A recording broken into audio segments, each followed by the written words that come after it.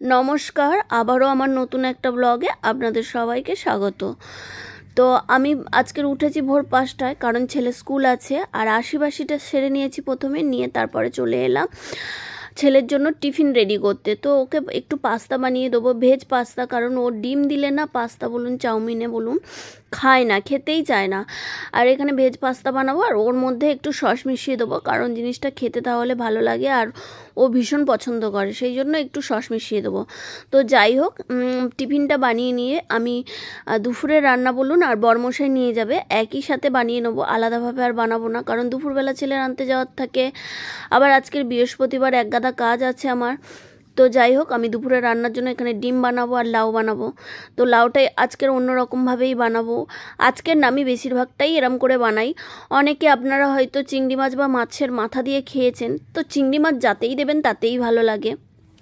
তো আমি এখানে 2-3টে ডিম ভুজিয়া করে নিয়েছি লাউটা বানাবো বলে। তো এই রান্নাটা না আমার মা ছোট থেকেই আমাদের বাড়িতে হয়, আমার মা বানায়, আমার মার থেকেই আমার শেখা। যাই হোক, তেলের মধ্যে একটু পাঁচফোড়ন, শুকনো লঙ্কা, গোটা তেজপাতা আর পেঁয়াজ, মানে কুচানো পেঁয়াজ আর টমেটো দিয়েছিলাম, দিয়ে একটুখানি ভাজা ভাজা হয়ে আসতে আদা রসুনের পেস্ট দিয়ে দিয়েছি। তারপর মশলাটাকে ভালো করে কষিয়ে নেবার। হ্যাঁ, লাউটাকে না আমি একটুখানি প্রেশারের মধ্যে একটা সিটি মেরে নিয়েছি যাতে তাড়াতাড়ি হয়।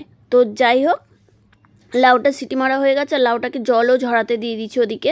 মশলাটাকে ভালো করে কষিয়ে নিয়ে তারপরে ওই লাউটা, ভাপিয়ে রাখা লাউটা দিয়ে দিলাম। ভালো করে লাউটাকে এখানে কষিয়ে নেবো, খুব বেশি জল দেওয়ার প্রয়োজন হবে না, কিন্তু আপনারা যদি মনে করেন একটু জল দিতে চান তো অল্প সামান্য, বেশি না, যেমন তো নুন মিষ্টি দেয় সেরকমই। আর এখানে ভুজি করে রাখা ডিমটাও দিয়ে দিলাম। যদি বাড়িতে কেউ না খেয়ে থাকেন এই রান্নাটা, একবার হলেও ট্রাই করবেন, ভীষণ ভীষণ সুন্দর হয়। আর চিংড়ি মাছ তো চিংড়ি মাছের মতনই স্বাদ হয়, এটাও অন্যরকম স্বাদ হয়।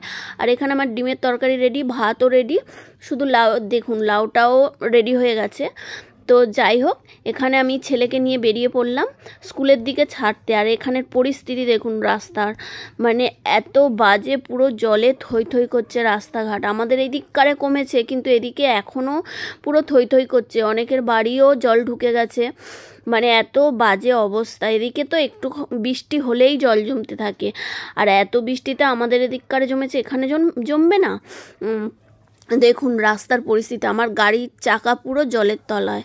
তো যাই হোক, আমি ছেলেকে স্কুলে ছেড়ে দিয়ে এসে এখানে স্নান টান করে নিয়ে ঠাকুর পুজো করে নিলাম। আজকের বৃহস্পতিবার যেহেতু, ঠাকুর পুজো করে এবারে ছেলেকে তো আনতে যেতে হবে, তাই না? টাইমও হয়ে আসছে, তো সেজন্য নিজের পেটেও তো কিছু দিতে হবে, শুধু তো কাজ করে গেলে হবে না, তার জন্য একটু ছাতু গুলিয়ে নিয়েছিলাম।